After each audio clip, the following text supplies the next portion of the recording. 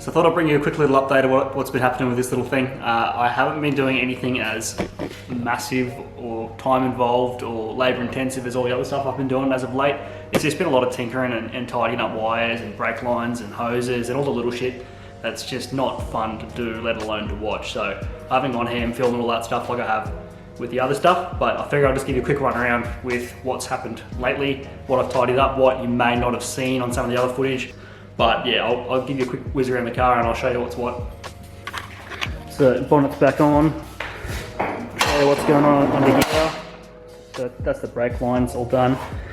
Just have to make some new hard lines out of some 5/16 line, bend it up. Pretty straightforward. Just sort of tidying up some wiring over here, wired in a thermo fan, so they're now controlled from the Haltech. I just had to plug into a power supply for them to work before.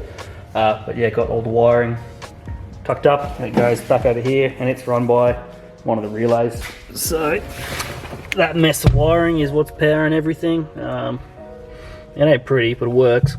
Everything's accessible and serviceable, and of course installed a wideband. I didn't show that, it's pretty straightforward, but that's awesome to have hooked up. So know what air fuel ratio I'm running. And yeah, there's all the relays and stuff for the ECU, the fuel pump and the thermo fan. Swiss cheese, happy days. Just tidied up all the schmozzle that was down here, the fuel hose, it was all looped up and some of the wiring wasn't really fixed properly, but that's the wideband wiring and the fuel pump power supply, that's all tucked in. Ended up just putting a little battery box on that tray I made and just mounting the cables to it. Sturdy, solid, not going anywhere. Got most of the interior out of it. The dash was just totally rooted, so I ripped it up, chucked it out. I'm just going to clean it up, hopefully paint it all one colour and just make it a bit tidier. The seat's pretty haggard. Rats were living in that, I'm pretty sure. Also took it out on the road yesterday, gave it a bit of a squirt. Traction is definitely a problem.